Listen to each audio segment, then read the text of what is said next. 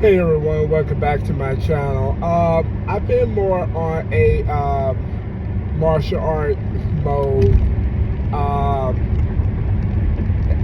and I take breaks. I am a martial artist by trade. It's what I do more than I do less lethal. But I decided to do a less lethal video. Something I watched from Scaredy Cat TV. I love his channel because he brings the psychology of it all, and he backed it up with data, and he brings real police situation. And the thing about police body cams and those things, they are constantly training for the crisis, and then they go through the crisis. So it's realistic. So one of the videos I saw was a 70-year-old man who got caught. They actually did the right thing by using less lethal. Stay in the right 3 lanes. But the less lethal didn't work on this 70-year-old man. It didn't work on him. And then he brought out his real gun. So this is a real situation. A lot less. It's almost jaded. You have the gun community that assume it's gun or nothing. Then you have the less lethal. A lot less lethal is, well, with proper placement, I can take people down, and everything is not the same. And his videos I like about Scaredy Cat is he specifically show you cops that use less lethal and see how it works in real time. And it does make a difference in real time. I was touching my bag and somehow some pepperball got, and I couldn't stop coughing for about 7 minutes. Then I watched this video. They shot this man with a pepperball,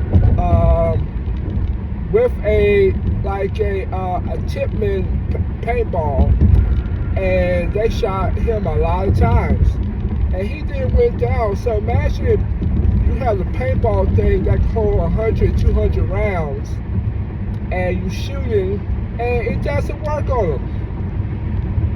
What do you do if you have put your trust in burner or less lethal as you prepare to defend, and it doesn't work on what it's supposed to do? First thing first, mental health does play a part. There's people who's cracked up or who have mental issues, and a regular gun don't work on them. I mean, eventually it works, but initial shot, they may walk it off. What do you do? Well, these particular people use just pepperball. So the question, a lot of people say, well, they need a combination of pepperball and kinetic. Could be not. I'm thinking that's more the latter.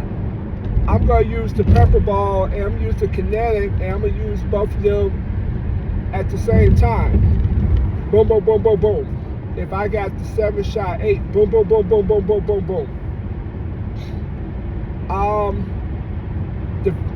The video show you in real time, even though the pepperball eventually will work, it may take time.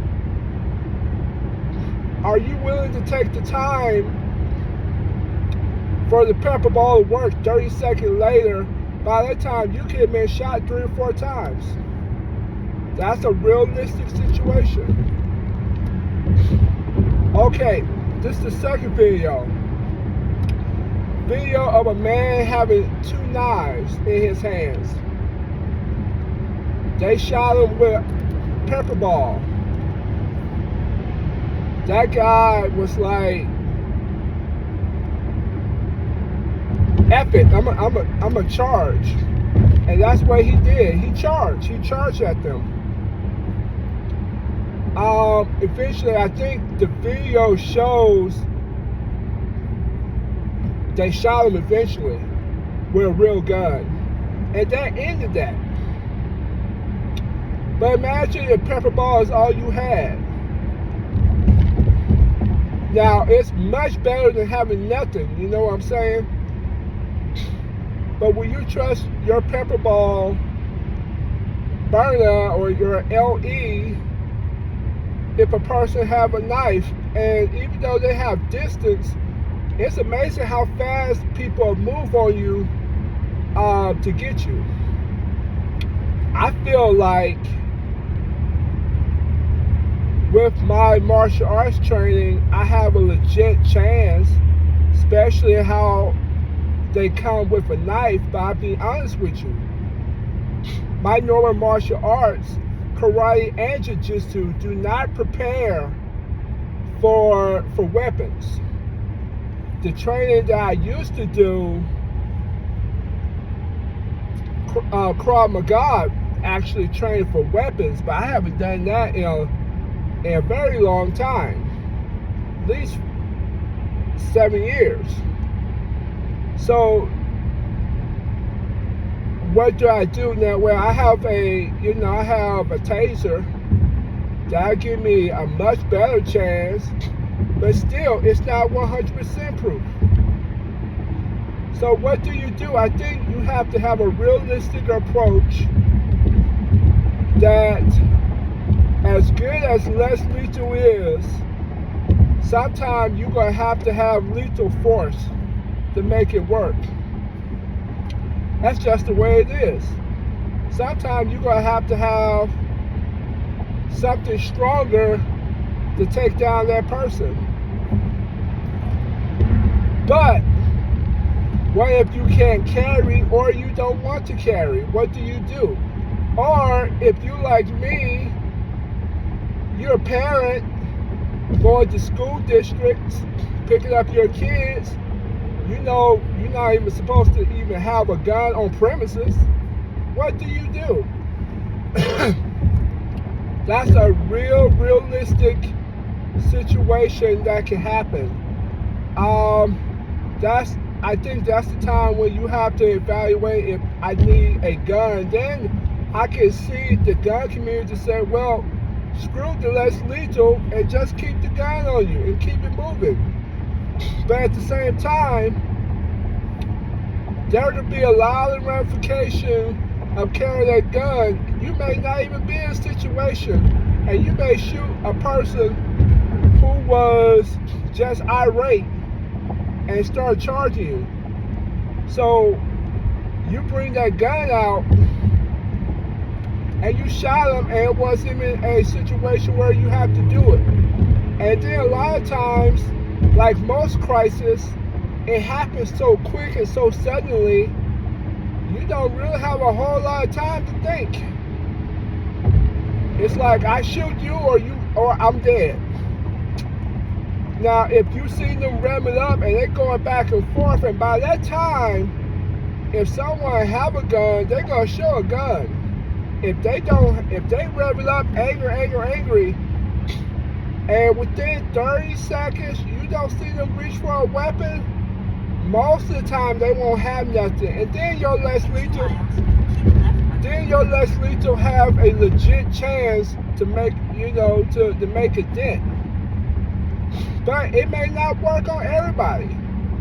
But I think it'll work on the average. Icy Mike from his channel has a theory. If you're really angry and you coming at that person, it's going to be hard for less lethal to work, or it's going to take a while. And I'm letting you know, from me doing martial arts and me taking down juvenile criminals, that adrenaline really kicks in. You don't feel stuff until afterwards. I have felt arm bruising and I couldn't move my arm, but during that time, somebody did a maneuver on me or I did a restraint and I didn't feel nothing because I was so revved up. And then when things calm down, I'm like, oh man. Or I look at the marks on my chest from something, being punched. That may be the same situation, for the less lethal.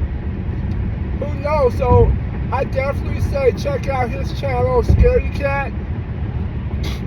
Take a he give you a realistic view of what less lethal may do in a time of real situation.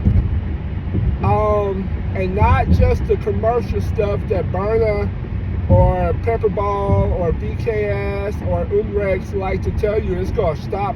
It may not. It's legit. It may not stop a person. I think it'll stop most people.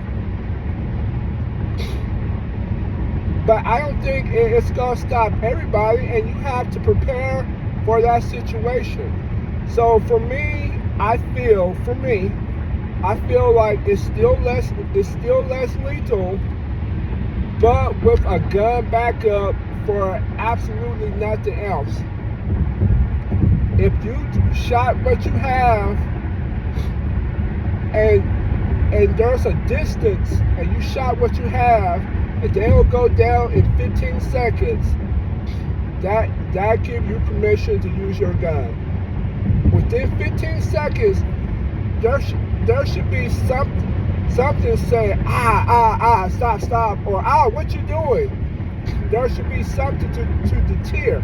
If that do not deter them, then you got to use something else. And that something else got to be something lethal.